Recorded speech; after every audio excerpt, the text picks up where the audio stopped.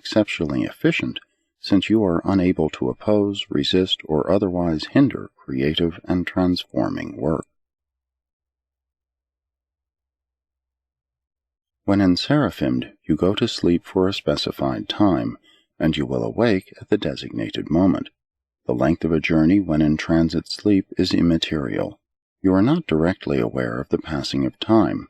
It is as if you went to sleep on a transport vehicle in one city and, after resting in peaceful slumber all night, awakened in another and distant metropolis. You journeyed while you slumbered. And so you take flight through space and seraphimed while you rest, sleep. The transit sleep is induced by the liaison between the adjusters and the seraphic transporters. The angels cannot transport combustion bodies, flesh and blood, such as you now have, but they can transport all others, from the lowest Urantia to the higher spirit forms. They do not function in the event of natural death. When you finish your earthly career, your body remains on this planet. Your thought adjuster proceeds to the bosom of the Father, and these angels are not directly concerned in your subsequent personality reassembly on the identification mansion world. There your new body is a Urantia form, one that can in Seraphim. You sow a mortal body in the grave. You reap a Urantia form on the mansion worlds. 6. The Recorders. These personalities are especially concerned with the reception, filing, and redispatch of the records of Salvington and its associated worlds. They also serve as special recorders for resident groups of superuniverse and higher personalities, and as clerks of the courts of Salvington and secretaries to the rulers thereof. Broadcasters, receivers, and dispatchers are a specialized subdivision of the seraphic recorders, being concerned with the dispatch of records and with the dissemination of essential information. Their work is of a high order, being so multi-circuited that 144,000 messages can simultaneously traverse the same lines of energy. They adapt the higher ideographic techniques of the superaphic chief recorders, and with these common symbols, maintain reciprocal contact with both the intelligence coordinators of the tertiary supernifim and the glorified intelligence coordinators of the seraphic core of completion. Seraphic recorders of the superior order thus effect a close liaison with the intelligence core of their own order and with all subordinate recorders, while the broadcasts enable them to maintain constant communication with the higher recorders of the superuniverse and, through this channel, with the recorders of Havana and the custodians of knowledge on Paradise. Many of the superior order of recorders are seraphim ascended from similar duties in lower sections of the universe. 7. The Reserves. Large reserves of all types of the superior seraphim are held on Salvington, instantly available for dispatch to the farthermost worlds of Nebadon as they are requisitioned by the directors of assignment or upon the request of the universe administrators. The reserves of the superior seraphim also furnish messenger aids upon requisition by the chief of the brilliant evening stars, who is entrusted with the custody and dispatch of all personal communications. A local universe is fully provided with adequate means of intercommunication, but there is always a residue of messages which requires dispatch by personal messengers.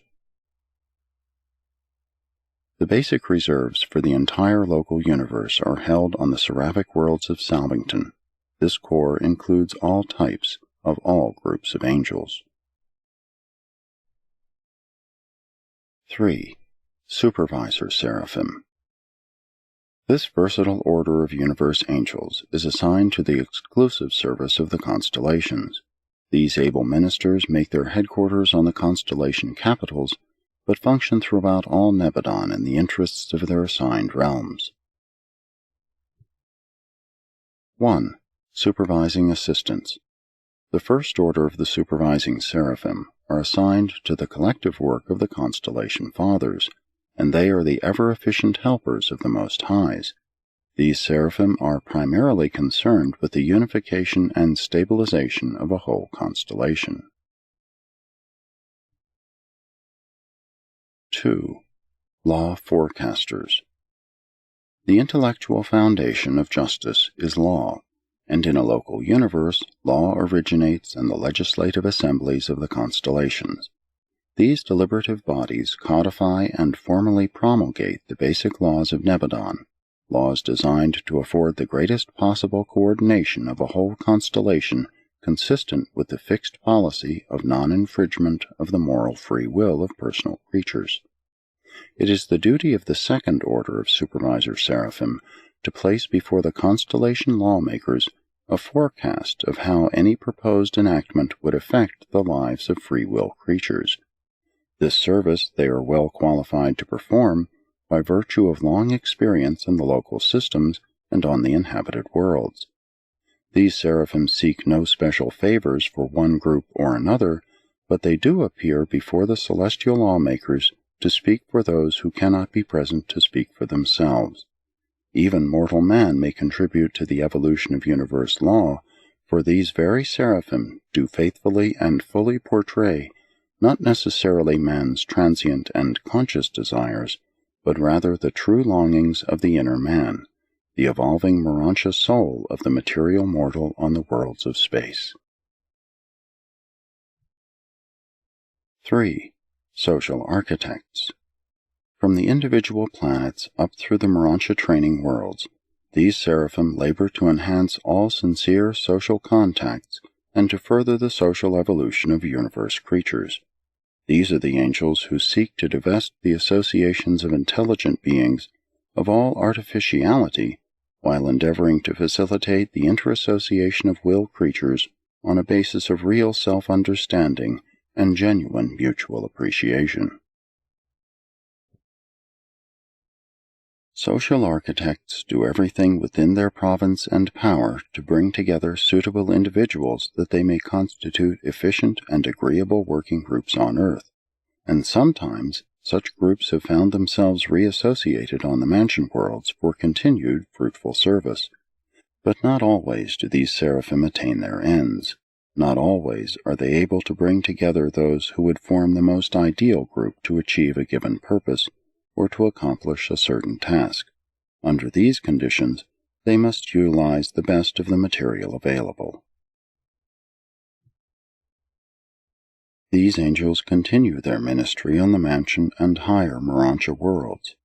They are concerned with any undertaking having to do with progress on the Urantia worlds, and which concerns 3 or more persons. 2 beings are regarded as operating on the mating, complemental, or partnership basis, but when 3 or more are grouped for service, they constitute a social problem, and therefore fall within the jurisdiction of the social architects. These efficient seraphim are organized in 70 divisions on Urantia, and these divisions minister on the 70 Urantia progress worlds encircling the headquarters sphere. 4. Ethical Sensitizers. It is the mission of these seraphim to foster and to promote the growth of creature appreciation of the morality of interpersonal relationships, for such is the seed and secret of the continued and purposeful growth of society and government, human or superhuman.